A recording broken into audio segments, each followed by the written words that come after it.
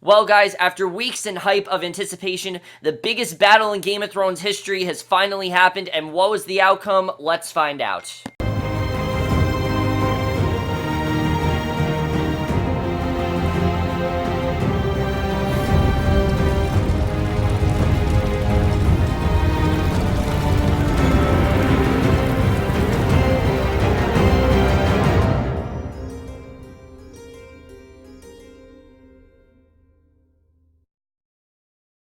Hey guys, camera for Game of Thrones, Season 6, Episode 9, The Battle of Bastards, and holy shit, what a deserving episode. I mean, after last week's really underwhelming, just really not that well executed episode, not that last week's episode was terrible, it was just really badly executed, this is what Game of Thrones needs to be every week. I mean, this episode was intense, it was dramatic, it had so many great scenes, and really was just an episode of triumph. And I know a lot of people said Season 4, the Starks got their revenge. No, this episode, they got their revenge. And not only did they get their revenge, finally things we've wanted to see, after weeks, like I said, for weeks we've been talking about there's a battle coming, and finally this episode, that battle finally happened, and by far the best episode of the season. I'm pretty sure you guys knew I was going to say that, but really, I mean, they really gave it their all in this episode. They really made it as great as they could be, and I really didn't know if they could top the hard home sequence, but they definitely did. They did. I mean, this felt like a movie. It was awesome. Really, I mean, I heard people say this felt like Lord of the Rings, and it really did.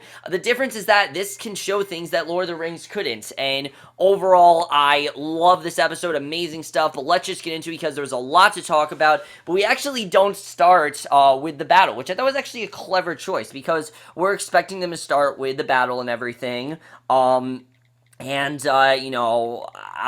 was, expecting them to show that, but they don't start with that. We do see another plotline here, but we only see one other plotline, and that being of Daenerys and Tyrion. Basically, we had to see how that whole thing turned out, because if they left us with, if they would have left us with that cliffhanger, I understand why they had to show it here, because if they would have left us on that to the finale, I think the finale would have just been way too overstuffed, and basically we get the conclusion that here we see the ships of the cities of Slaver's Bay continue their assault on Mirian as Daenerys watches from the Great Pyramid. Tyrion tries to convince Daenerys that despite appearances, Mirian is on the rise and the people are behind her, and which is why the Masters are attacking. And this is something I've been looking forward to for a while, is seeing these two working together to find a common ground. Finally, we get that in this episode, seeing Tyrion and Daenerys. They both have very different ideals, and he talks about how, Mirian is on the rise and the people behind her, and Daenerys plans to crucify the Masters, set their ships on fire, kill every one of their soldiers, and raise their cities. And Tyrion shrinks at the suggestion,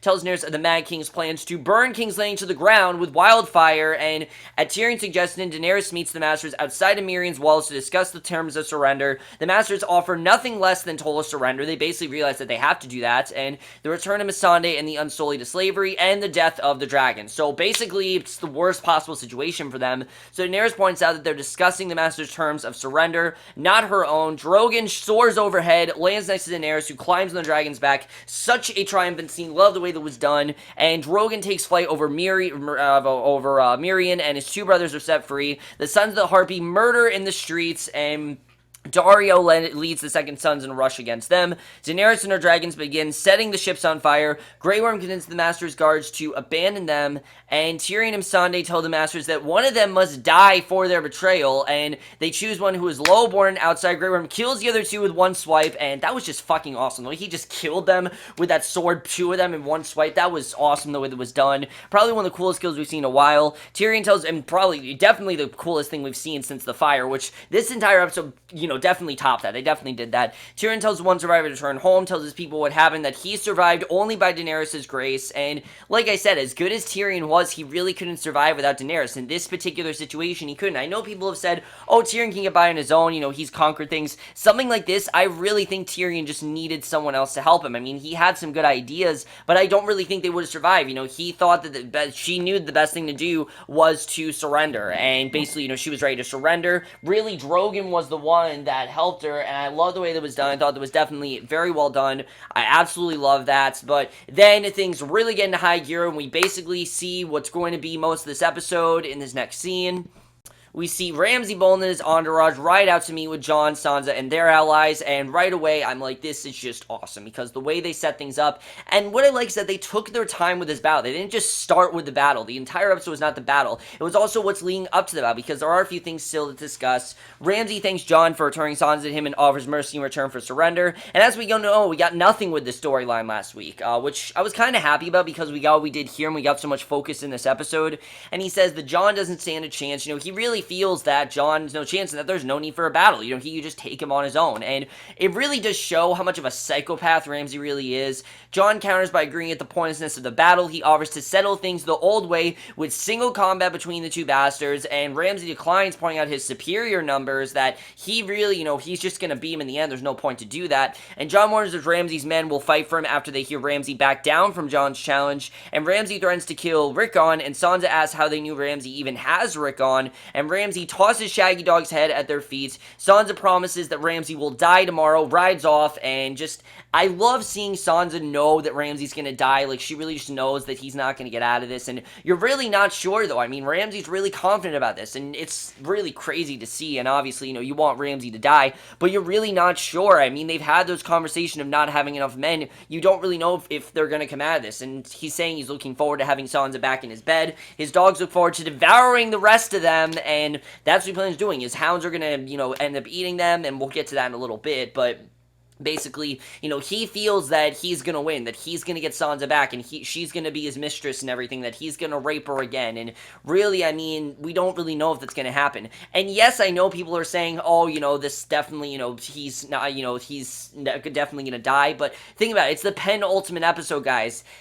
Ed Stark died in the first episode in the penultimate episode of season 1. We have to remember that. So, the Red Wedding, they really could have died in this episode, and I like that they saved it for the penultimate episode. And even though the finale was bigger than the penultimate episode last year, the penultimate episode is still, the biggest episode of the season, and for this season, definitely. I mean, I don't really see how they can top this next week, but Jon and Davos discuss strategy. Wall would be smart for Ramsay to stay within Winterfell's wall. Davos says that Ramsay will come out to fight, and will make a show of things for the Northerners to see. They make a plan to allow Ramsay to charge at them so they can surround his forces. That might be the best thing to do. So Davos and Tormund leave Sansa and Jon alone in the tent, and Sansa doesn't believe that they know Ramsay well enough to defeat him, and warns that Ramsay won't fall into their trap. Even though she knows Ramsay, she's obviously not going to fight, because one, that's just the way when girls can't fight and everything. But it really is in many ways Sansa's battle. The only reason that Sansa just can't go out there and fight him is because, it's just that's not how it worked back then. Girls, women stayed back, unless it was Brienne. I feel like Brienne would have done it regardless, but Brienne was not there, unfortunately. She's with Jaime and everything, so Jon asks Sansa how they get Rickon back, and Sansa says that they just can't do that, and Rickon is, too much of a threat to Ramsay's reign to keep alive. They begin arguing about whether they should be attacking Winterfell yet at all, and they really do have great points here. The fact that Jon says that they need to stay back and be careful, Sansa feels they shouldn't. Sansa says that she's not going back to Ramsay alive, and yeah, I mean, I don't really think there's a version of this episode that ends with Sansa going back. I said there's no way that Sansa's going back to Ramsay. I mean, one, that's probably the lowest point of Sansa's life ever. There's no way she's going to do that, and Sansa, she's just grown way too powerful, and I think way too strong to actually go back to Ramsay. I don't think she would have done that, and Jon says that he won't let Ramsay touch her again, and honestly, I forgot to say, I think Game of Thrones really is handling rape really well. I know a lot of people said they didn't, but I really think this season has really redeemed her. I mean, last season people said, oh, this was a very weak portrayal of rape, and Sansa was weak and everything, but here I think it's really shown that she's grown from it, and she's really become stronger because of it, and Jon says he won't let Ramsay touch her again, that he'll protect her. Sansa says no one can protect her or anyone, and she's really convinced that this just isn't really going to work out in their favor, and she's really convinced that he's not going to be able to protect her, even though Jon is saying that she really doesn't feel he's going to, and that's something I've loved about this season, is seeing these two, even though they're so strong together, Sansa still feels that at the, even though in the situation at the 11th hour, Jon's not going to be able to protect her, and that Ramsay is going to get her anyway. No one really can protect her, Ramsay's too strong, and I like that Sansa, despite having that motivation, is starting to think more realistically that maybe this isn't going to work out in their favor. Maybe this isn't going to work out in the way they wanted to, and that's something I really loved. The hope in this episode, you have hope, but it's not exactly there because you don't really know if they're going to come out of this, and that's something I think they handled really well throughout this entire episode.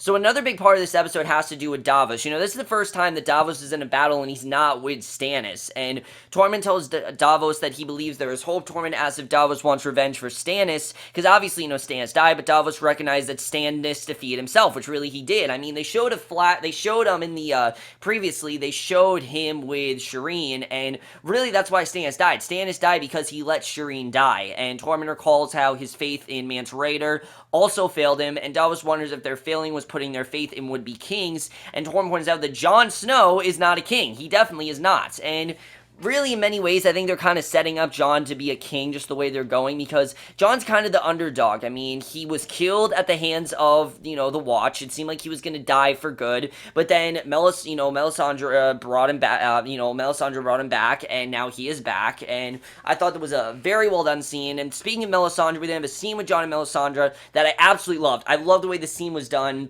because obviously, Melisandre brought him back, and I love what Jon says here, because he points out that she wasn't at the War Council, and she says that she's not a soldier. She simply tells him not to lose, that he's gonna win, and she does not want him to lose at all, and he tells her that if he dies again, he doesn't want her to bring him back, and I think why is because I think he says that if I die, I deserve it. I deserve to die. I want to go out like a hero. I don't want to have to do this again, and I think he definitely has enjoyed, coming back, and has enjoyed the fact that he's been reborn, but he doesn't want to have to come back again because he wants to die at, as a hero, and he wants to die at Ramsay's sword, because if anything, he is dying for Sansa, and he's going to make sure that he wins. She says she serves the Lord of Light, so she'll have to try, and she says the Lord of Light must want him alive for a reason, or else she wouldn't have been able to bring him back, and he really doesn't know what that reason is. Remember, Jon didn't really want to fight. Sansa was the one that made him fight. He really did want no part of this, and the only reason he's doing this is to get justice for his sister, because she can't do it herself, and it may only be to die again in this battle, and he really feels that that's his purpose, is to die again. He really feels that's gonna happen. Now, I knew they wouldn't just kill Jon off again to bring him back. That wouldn't make any sense. Kit Harington is too good of an actor. He's too good of a character. They're not just gonna kill him off again. I knew that wouldn't happen, but this episode kind of gives you that fear that, holy shit, they might actually just kill Jon again, and that might have just been the point, to bring Jon back just to kill him off. It kind of does make sense. Maybe that's why he was brought back, and I thought that was really well done, and especially the fact that he's telling Melisandre, don't bring me back, really shows that Jon didn't really want to come back. And Davos walks through the snow. He comes upon the remains of the pyre where Shireen was burned. He finds her stag in the snow as the sun rises, and it's just a really nice scene, seeing that still was there, seeing that was still, the pyre was there and everything, because of course Shireen was burned. I mean, it really just, I think it reminds Davos of, Stannis' lowest point, and why Stannis died, really what he's doing this for, and the reason why he continues to live and Stannis doesn't is because of, him not being the one to kill Shireen, him not having anything to do with it. Just a really good scene, really like the way that was done, really good stuff there.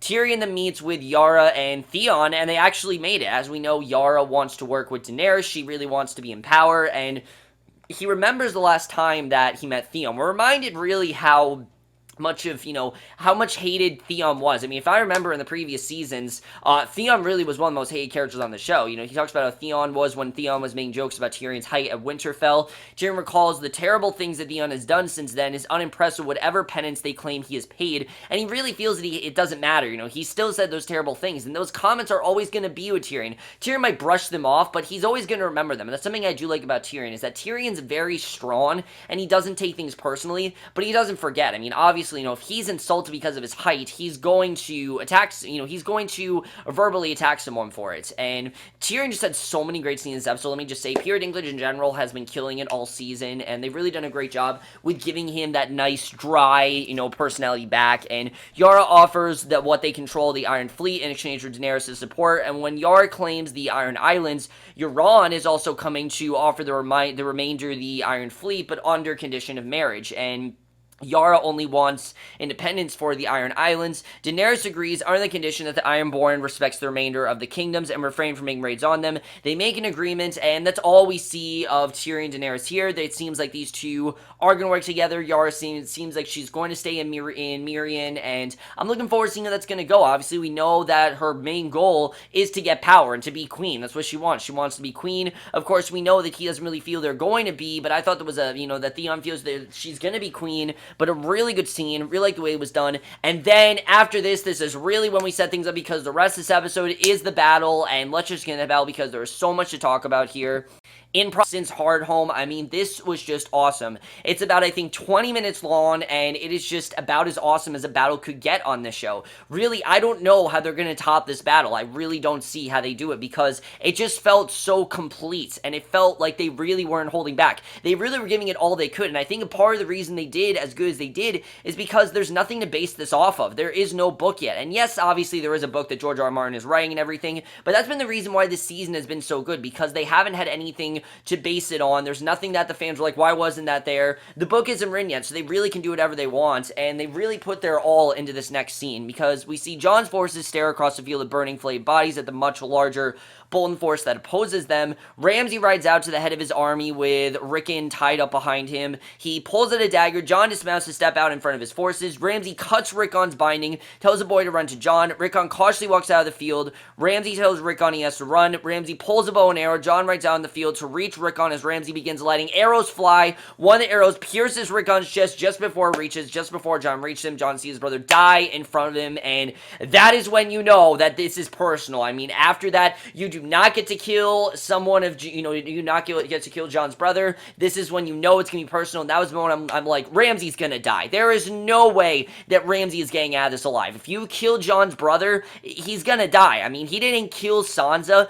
He kind of, he obviously abused Sansa, but he didn't kill Sansa. He just killed Jon's brother. That's it. Ramsay needs to die. I mean, I already knew Ramsay needed to die, but that was the moment that confirmed that Ramsay definitely dying, and especially the fact that Ramsay's not even in this battle. He's literally falling behind his men, and he's not even participating. And Jon charges his. Jon's forces follow behind him. A volley of arrows knock Jon off his horse as a wave of cavalry charge at him. He draws Longclaw, and he does have the sword. Ramsay, we obviously know why he's staying back, because he feels like there's no point in having this battle. He stands and waits for them, and his own forces reach him just in time. Davos calls off their archers for fear they're killing their own men, but Ramsay tells his own archers to let fly. Jon fights in the melee alongside his men as Ramsay continues sending arrows into the fray as the bodies pile up. Davos has his men charge in the battle, and like I said, this entire scene was just so interesting to watch, and they really just went all out. Ramsay says it is time. Small Jon Umber leads the second wave of soldiers into the battle. Tormund saves Jon as the 1-1 and the free folk charge in the battle. Bolton men surround Jon's force with a shield and wall and begin closing in, stabbing them with their spears as they close in, and Umber's forces climb over a mountain, and basically, of course, is to attack Tormund. 1-1 and the free folk begin to break the shield wall, with 1-1 tearing at least one man in half, but Tormund is cut by the spear. Jon and Small Jon lock eyes, but are split up as a wave of men begin trampling Jon. Tormund and Small Jon begin trampling Jon, and Jon is...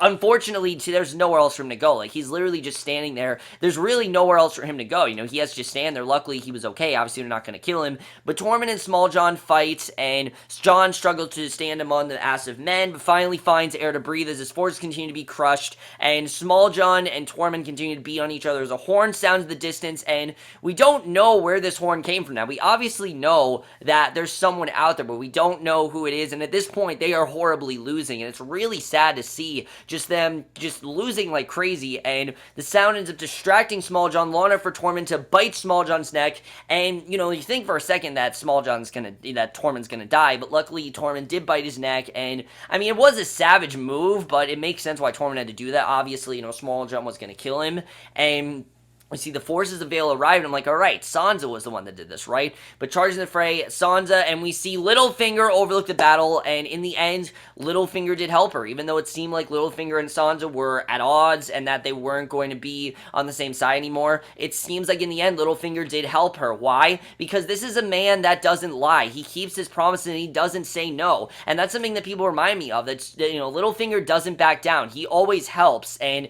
he doesn't just say no. He always follows through with his promises, and that's something he did do here. He did in fact help her in the end. I love the way that was done, and it makes sense. That's exactly who Littlefinger is, and basically Ramsay retreats to Winterfell as 1-1 Tormund and Jon give chase. Ramsay believes that they're safe behind Winterfell's walls, but 1-1 begins smashing the gates, and I love that things just aren't going well for Ramsay at all. The giant breaks through, falls to his knees by a multitude of arrows, and Jon's forces flood in. Jon stands next to 1-1 as Ramsay sends arrow through the Giant's Eye, killing him, and unfortunately, 1-1's dead. You understand, obviously, why 1-1 had to die. Unfortunately, it's sad, but he did have to die.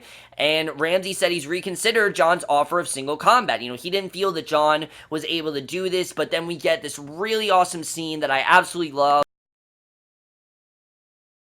Basically, this was finally Jon's moment. As I said, Jon thought he was going to die, and I think Jon's really surprised that he's not dead. I think he really thought that he was going to die in this battle. He didn't think that he was going to live this long, but finally, now that he knows that he's alive and he has that confidence back, now he can finally do what he's wanted to do to Ramsay. He picks up a shield, marches at Ramsay. Ramsay shoots like a few arrows at him, a couple times. He begins he begins shooting a few arrows at him, but he knocks Ramsay down and just beats the living shit at him. But Sansa watches, and I think the reason that he didn't kill him is, one, it's very hard to kill a man. I was watching this with my dad, and, he's told me straight out that it is very hard to, beat a man to death unless you have to be really, really angry. And I also think it's because the way that Sansa looked at him, she wants to be the one to kill him. He wants Ramsay to die at the hands of Sansa, not the hands of him.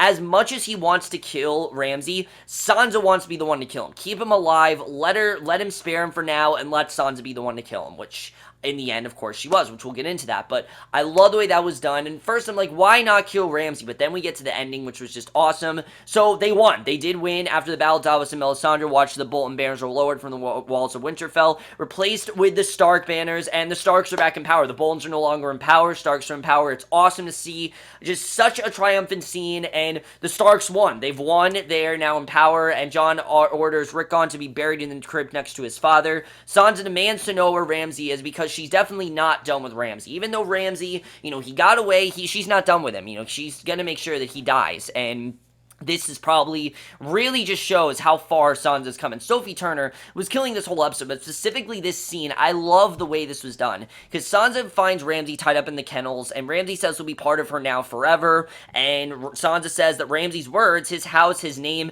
they're all going to disappear until there is no memory of him. He really, just he in general, he doesn't matter anymore. No, he has no army. His army is gone. They were mostly wiped out, and even though not all of them were mostly wiped out, but a good amount is wiped out, and really no one really respects Ramsay anymore. And we see just out of nowhere, Ramsay's hounds just creep out of their cages, and Ramsay says his hounds will never turn on him, but Sansa reminds Ramsay that he hasn't fed them in 7 days, and they were loyal once, but now they're starving, and Ramsay tries to order the dogs to sit down, and I love the way this was done, because really, Ramsay didn't just deserve to be killed by Jon, he needed to be killed in the most brutal way possible. I don't think there's a more brutal way to go than literally having your dogs eat your face, because they start eating at his face, the others join in, Sansa watches momentarily, because this scene is not about Ramsay, it's about Sansa's reaction, and Sansa finally being able to conquer Ramsay, finally being able to say no to Ramsay. This is her not only being able to say no to Ramsay, but finally in the end getting her revenge on Ramsay without actually getting her revenge on Ramsay. She walks away smiling. Such a well done scene. I love the way that was done.